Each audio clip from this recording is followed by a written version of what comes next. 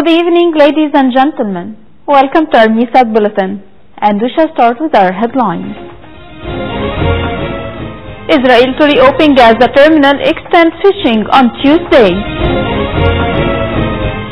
One dead and dozens of hostages freed after Los Angeles standoff.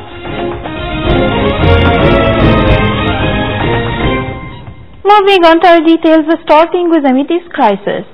Israel will reopen Gaza's main commercial crossing and expand its fishing zone on Tuesday if a lull in cross-border tensions holds after a truce with the enclave's dominant Palestinian group Hamas.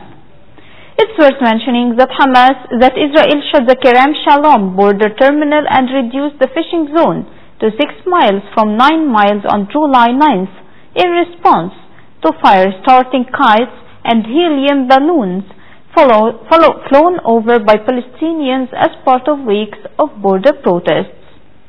Israeli Defense Minister Avigdor Lieberman told reporters on Sunday, "We saw yesterday what might have been the calmest day since March 30th. On to the Syrian profile, the Israeli military evacuated hundreds of members of the White Helmets, a Syrian volunteer organization, from the volatile frontier area on the Golan Heights and transported them to Jordan. The Israeli military said on Sunday the overnight operation was an exceptional humanitarian gesture done at the request of the United States and its European allies due to an immediate threat to the Syrians' lives.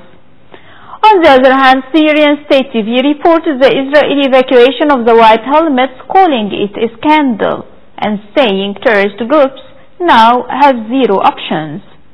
It's worth mentioning that it was the first such Israeli intervention in Syria's lengthy civil war.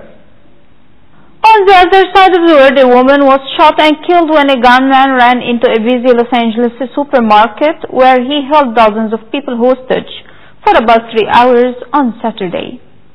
Before taking the hostages, police said the man shot his grandmother 7 times and wounded another woman who he forced into a car. Police chased the vehicle and exchanged gunfire with the man, who crashed into a pole outside the Trader Joe's and ran inside. Hostage negotiators tried to coax the man into freeing his 40 to 50 hostages and surrendering. At about 6:30 p.m., the man agreed to handcuff himself and walked out the front door. And going to the Brexit profile, Britain's slow move away from the European Union took a new twist on Sunday as the new Brexit chief suggested that Britain might not pay its £39 billion divorce bill if no trade agreement with the European Union is reached.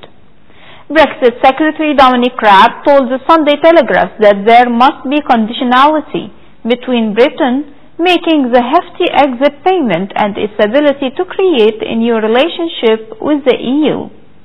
Raab said you can't have one side fulfilling its side of the bargain and the other side not, or going slow, or failing to commit on its side. Meanwhile, Pope Francis has lamented the latest migrant deaths in shipwrecks of smugglers' boats and entreated nations to act swiftly to prevent more tragedies. The Pope in his Sunday homily in St. Peter's Square expressed sorrow over recent deaths in the Mediterranean Sea and assured victims' loved ones of his prayers. He also called on the international community to act decisively and quickly so similar tragedies aren't repeated, and said the safety, respect of rights, and the dignity of all must be guaranteed.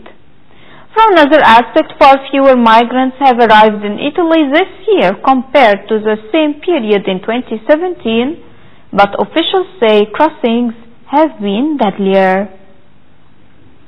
On the other side of the world, Typhoon Impel hit Chinese financial hub Shanghai around midday on Sunday, bringing heavy rainfall and disrupting transport and shipping.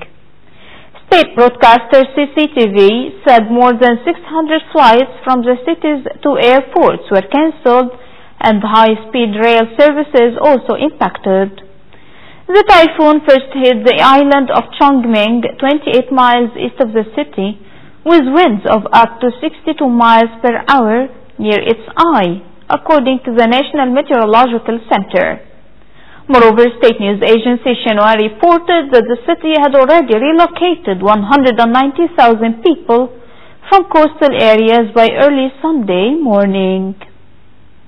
And finally, a magnitude 5.9 earthquake hit western Iran on Sunday, injuring at least 25 people, hours after two quakes struck Hormozgan province in the south. Up to now, we have had reports of 25 injured and fortunately no fatalities, according to what the governor of the western province of Kermanshah told the state TV, adding that their injuries were not severe. Moreover, state media said the two earlier earthquakes with magnitude of 4.7 and 5.7 had damaged buildings in a few villages without causing casualties. Noteworthy that last November, a magnitude 7.3 earthquake hit western Kermanshah province, killing at least 620 people and injuring thousands. And before ending our news, let's take another look at the most important headlines for today. Israel to reopen Gaza terminal extends fishing on Tuesday. One dead and dozens of hostages freed after Los Angeles standoff.